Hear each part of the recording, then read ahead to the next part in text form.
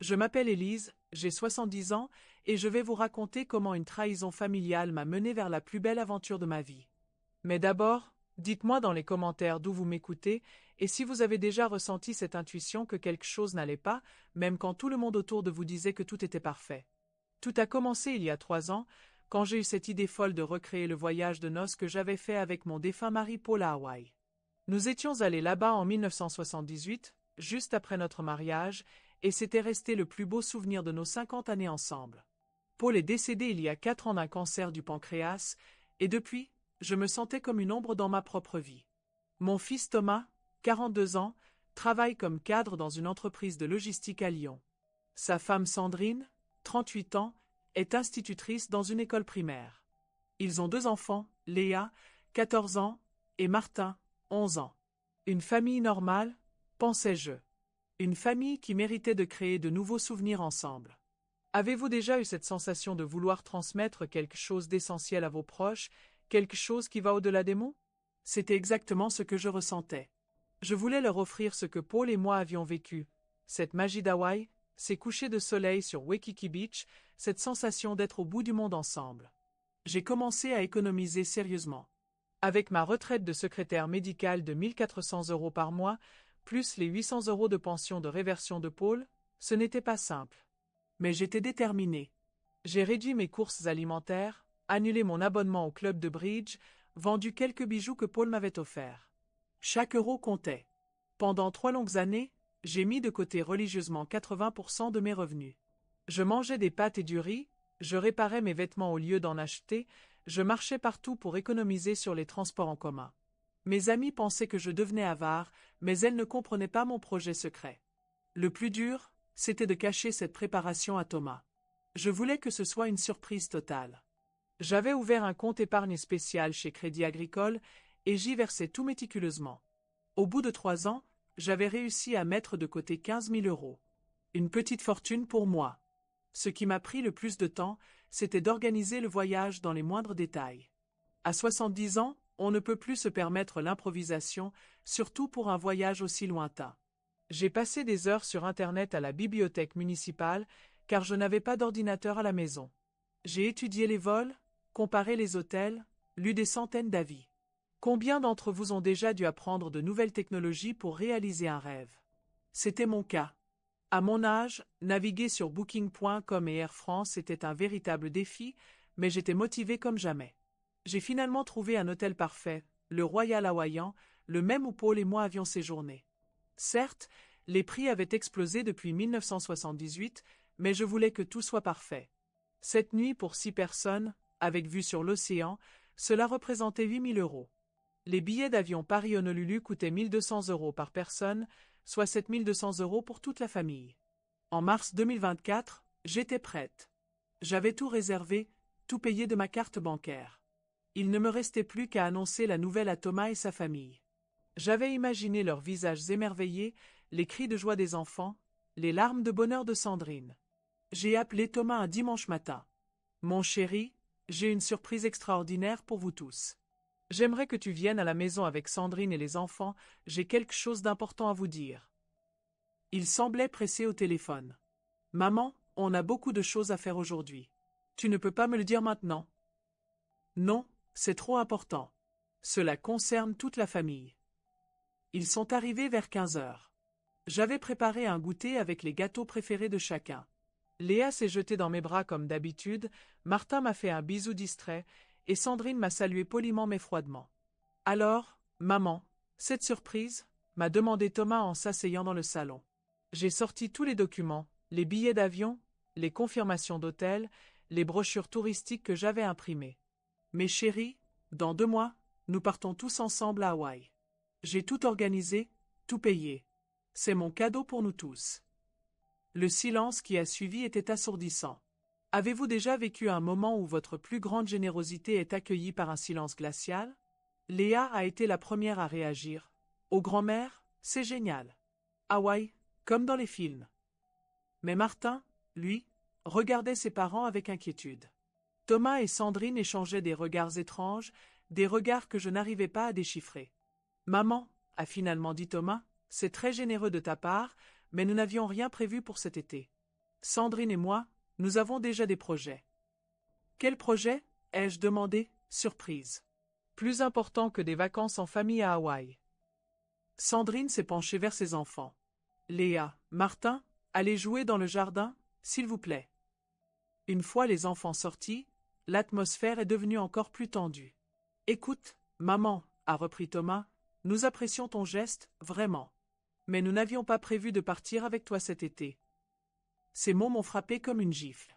Comment ça, pas prévu de partir avec moi? C'est un cadeau, un projet. Sandrine a alors pris la parole, et ces mots resteront gravés dans ma mémoire à jamais. Élise, nous avions effectivement prévu d'aller à Hawaï cet été, mais en famille. Juste nous quatre. Nous voulons passer du temps ensemble, sans. Elle s'est arrêtée, mais le message était clair. Sans moi, c'est cela, ai-je murmuré. Ce n'est pas personnel, maman, a tenté Thomas. Mais nous avons besoin de vacances en couple, avec nos enfants. Tu comprends? Dites-moi dans les commentaires, avez-vous déjà ressenti cette douleur de voir vos proches vous considérer comme un fardeau plutôt qu'un cadeau? Je suis restée droite sur ma chaise, même si quelque chose venait de se briser en moi. Et mes 15 000 euros? Les 3 années d'économie? Tu peux récupérer ton argent, non? A dit Sandrine avec une désinvolture qui m'a coupé le souffle. Récupérer mon argent. J'ai ri, mais c'était un rire amer. Tu crois que c'est juste de l'argent? Tu crois que c'est juste des billets d'avion et des nuits d'hôtel? Thomas commençait à paraître mal à l'aise. Maman, nous ne t'avons rien demandé. Tu as organisé tout cela sans nous consulter. C'était vrai, et cela me faisait encore plus mal. J'avais voulu leur faire plaisir, et je m'étais trompée sur toute la ligne. Ils sont partis 1 heure plus tard, me laissant avec mes billets d'avion et mes rêves brisés. Cette nuit-là, j'ai pleuré comme je n'avais pas pleuré depuis la mort de Paul. Mais le lendemain matin, quelque chose avait changé en moi. Au lieu de sombrer dans l'apitoiement, j'ai ressenti une détermination froide et claire. J'ai d'abord vérifié tous mes contrats de réservation. Comme j'étais la seule titulaire du compte et la seule signataire de tous les documents, j'avais un contrôle total sur les réservations. J'ai également découvert que j'avais souscrit une assurance annulation, au cas où. Mais ce qui m'a le plus surprise, c'est de réaliser que je possédais quelque chose que Thomas ignorait. Tous les paiements étaient liés à ma carte bancaire, et j'étais la seule à pouvoir les modifier ou les annuler. 1 semaine plus tard, j'ai reçu un SMS de Thomas. « Maman, Sandrine et moi avons réfléchi. Si tu veux vraiment venir avec nous à Hawaï, tu peux. Mais il faudra que tu prennes une chambre séparée et que tu ne nous imposes pas tes activités. » Ce message m'a fait plus mal que leur refus initial. Combien d'entre vous avez déjà reçu une invitation qui ressemblait plus à une humiliation qu'à un geste d'amour? J'ai relu ce SMS 10 fois. Il ne contenait aucune excuse, aucune reconnaissance pour mes 3 années d'efforts, aucun remerciement pour mon sacrifice financier. Juste une concession faite du bout des lèvres, comme si j'étais un problème à gérer. C'est à ce moment-là que j'ai pris ma décision. Au lieu de répondre immédiatement, j'ai attendu encore 1 semaine.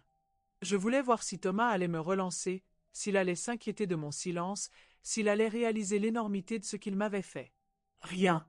Pas un appel, pas un autre message. Le 15 mai, soit exactement un mois avant le départ prévu, j'ai contacté ma banque. J'ai demandé à bloquer temporairement tous les paiements liés à ce voyage. Comme j'étais la titulaire exclusive du compte utilisé, l'opération était parfaitement légale et simple. J'ai ensuite envoyé un SMS à Thomas. « Mon chéri, j'ai bien réfléchi à ta proposition. J'ai décidé de ne pas venir avec vous. Passez de bonnes vacances. » Sa réponse a été immédiate. « D'accord, maman. Tu peux nous transférer les billets et les réservations d'hôtel alors. » Cette demande m'a révolté. Il prenait pour acquis que j'allais lui offrir 15 000 euros de vacances après m'avoir humilié. J'ai simplement répondu, « Les réservations sont à mon nom. Je m'occupe de tout. » Et c'était vrai. Je me suis occupé de tout, mais pas comme il l'imaginait. Le jour J, le 15 juin 2024, était arrivé. Leur vol était prévu à 14h45 de Charles de Gaulle vers Honolulu. À 13h, j'ai reçu le premier appel de Thomas. « Maman, il y a un problème. Ma carte est refusée à l'enregistrement. Ils disent que les billets ont été annulés. » J'ai regardé mon téléphone sonner sans décrocher. Avez-vous déjà ressenti cette sensation étrange de justice qui se met enfin en place? Les appels se sont multipliés. Thomas, Sandrine, même Léa m'a envoyé un message depuis l'aéroport. « Grand-mère, s'il te plaît, réponds. Papa et maman sont très énervés et ils ne comprennent pas ce qui se passe. Ces messages de ma petite fille m'ont fendu le cœur, mais j'ai tenu bon. Leur silence face à mon exclusion avait duré des semaines, mon silence face à leur détresse ne durerait que quelques heures. Le soir, j'ai enfin décroché quand Thomas m'a appelé pour la 15e fois. Maman, qu'est-ce qui s'est passé? Pourquoi les billets ont été annulés? Nous sommes restés bloqués à l'aéroport toute la journée. Thomas, ai-je dit calmement, tu m'as dit que vous vouliez partir en famille. Juste vous quatre. C'est exactement ce que j'ai organisé pour vous. Mais les billets, l'hôtel, tout est payé. Oui, par moi. Et comme je ne venais pas, j'ai pensé qu'il était logique d'annuler. Il y a eu un long silence au bout du fil. Tu as fait cela exprès? M'a-t-il demandé, et pour la première fois, j'ai entendu autre chose que de la colère dans sa voix. J'ai entendu de la réalisation. J'ai fait exactement ce que vous m'avez fait, mon chéri. Je vous ai exclu d'un projet qui me tenait à cœur, exactement comme vous m'avez exclu du mien. Sandrine avait pris le téléphone. Élise, c'est de la pure méchanceté. Les enfants pleuraient à l'aéroport. Tu te rends compte de ce que tu as fait? Oui, ai-je répondu simplement. Je me rends compte que j'ai enfin appris à me respecter. Cette nuit-là, pour la première fois depuis des mois, j'ai dormi d'un sommeil paisible. Mais ce qui s'est passé ensuite a dépassé tous mes espoirs. Le lendemain, j'ai reçu un appel de Marguerite, ma voisine de 68 ans. Elle avait entendu Thomas crier dans le jardin au téléphone la veille et voulait savoir si tout allait bien. Quand je lui ai raconté toute l'histoire, elle a d'abord été choquée, puis admirative. « Élise, m'a-t-elle dit, cela fait 40 ans que mon fils me traite comme une baby-sitter gratuite pour ses enfants, mais ne m'invite jamais à leurs vraies vacances. Tu m'as donné une leçon de courage. » Cette conversation m'a donné une idée folle. Marguerite, et si nous partions nous-mêmes à Hawaï? Elle a ri. Nous deux? À nos âges? Pourquoi pas? J'ai encore toutes les réservations. Il suffit de changer les noms. Ce qui a commencé comme une plaisanterie est devenu rapidement sérieux. Marguerite était veuve depuis 10 ans et n'avait jamais quitté l'Europe. L'idée de découvrir Hawaï la terrifiait et l'excitait à la fois.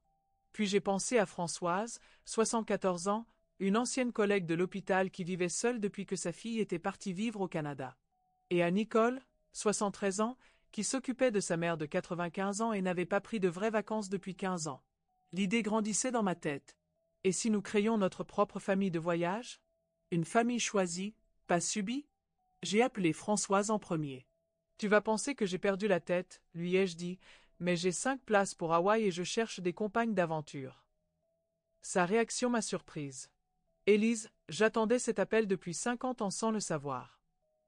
Nicole a été plus difficile à convaincre à cause de sa mère, mais ses sœurs ont proposé de prendre le relais pendant son absence. Il nous manquait encore 2 personnes.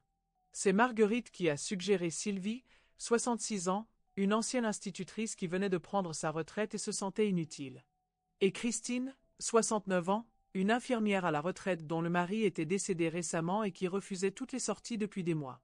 Partagez-moi dans les commentaires. Avez-vous déjà eu l'impression de renaître grâce à des personnes qui sont devenues votre vraie famille? Organiser ce voyage avec 5 femmes de nos âges était un défi logistique énorme, mais quelle aventure! Nous avons passé des heures au téléphone à tout planifier. Chacune avait ses craintes, ses limitations, ses médicaments à prévoir. Nicole avait peur de l'avion, elle n'avait jamais volé de sa vie.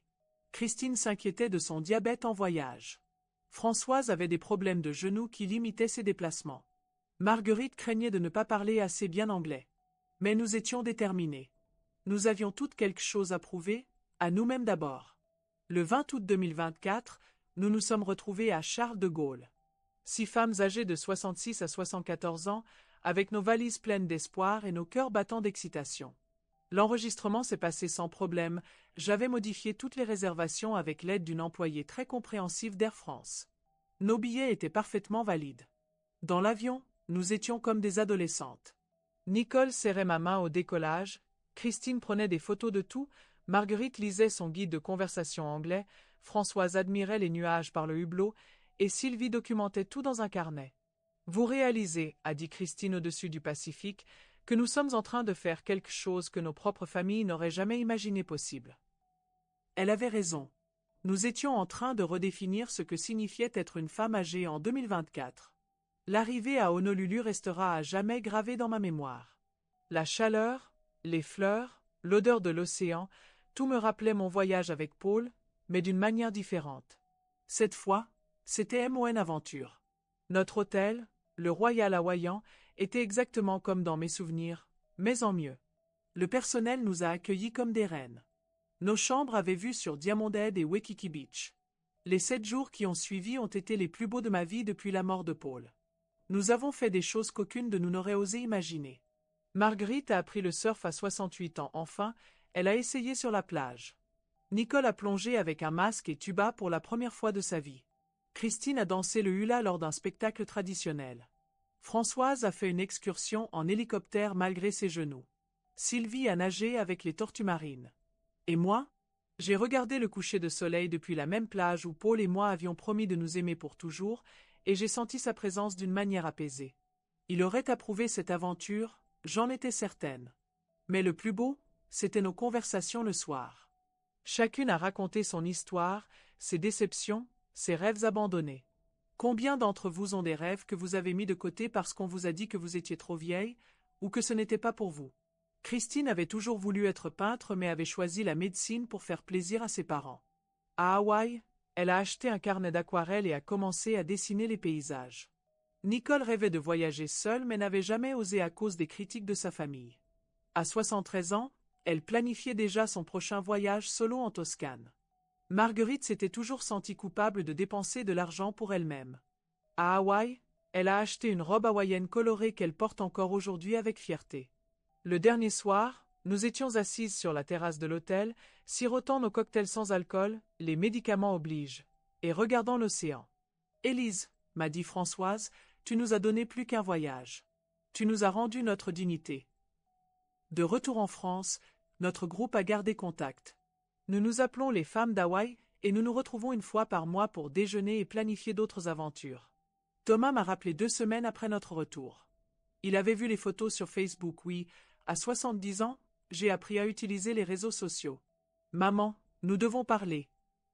Nous nous sommes retrouvés dans le même salon où tout avait commencé, mais cette fois, c'était différent. J'étais bronzée, reposée, épanouie. Lui semblait fatigué et embarrassé. Je voulais te présenter des excuses, a-t-il commencé. Sandrine et moi, nous avons eu tort. Nous n'avons pas réalisé à quel point ce voyage comptait pour toi. Ce n'était pas le voyage, Thomas, ai-je répondu calmement. C'était le fait d'être traité comme si je comptais, comme si j'étais encore quelqu'un d'important dans votre vie. Sandrine était restée silencieuse, mais quand elle a pris la parole, j'ai entendu quelque chose de nouveau dans sa voix. Élise, j'ai eu peur que vous vous imposiez dans nos vacances, que vous dirigiez tout. Je ne me rendais pas compte que vous vouliez juste être incluse. Cette conversation a marqué un nouveau départ dans nos relations. Ils m'invitent maintenant vraiment à leur sortie, et moi, j'ai appris à dire non quand j'ai d'autres projets avec mes femmes d'Hawaï.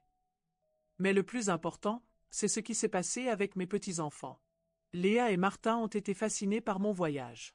Ils voulaient tout savoir de mes aventures, de mes nouvelles amies, de mes projets futurs. « Grand-mère, m'a dit Léa, tu es devenue cool. » Et Martin, qui n'est pourtant pas très expressif, m'a dit « J'ai raconté à mes copains que ma grand-mère était partie à Hawaï avec ses copines. Ils trouvent ça génial. » Aujourd'hui, 1 an après cette aventure, je peux dire que cette trahison de Thomas et Sandrine a été le plus beau cadeau qu'ils pouvaient me faire, même s'ils ne le réalisaient pas. Elle m'a forcé à redécouvrir ma valeur, à créer ma propre famille choisie, à reprendre le contrôle de ma vie. Nous, les femmes d'Hawaï, préparons maintenant un voyage au Japon pour le printemps prochain. Cette fois, ce ne sera pas avec l'argent d'un sacrifice de 3 ans, mais avec l'argent de nos retraites que nous assumons de dépenser pour nous-mêmes. Partagez avec moi dans les commentaires vos histoires de famille devenues famille non pas par le sang, mais par le choix et l'amour quotidien. Je veux que vous partagiez vos propres expériences. Avez-vous déjà dû protéger quelqu'un d'une menace que les autres ne pouvaient pas voir? Avez-vous déjà dû prendre des décisions difficiles qui ont changé le destin de votre famille? Dites-moi d'où vous m'écoutez et si vous avez vécu quelque chose de similaire. Vos histoires peuvent aider d'autres personnes qui traversent des situations comparables. Si cette histoire vous a touché le cœur comme elle a touché le mien en la vivant, abonnez-vous à la chaîne et partagez-la avec d'autres qui ont besoin d'entendre qu'il est possible de recommencer, que le bonheur peut se trouver après la tragédie.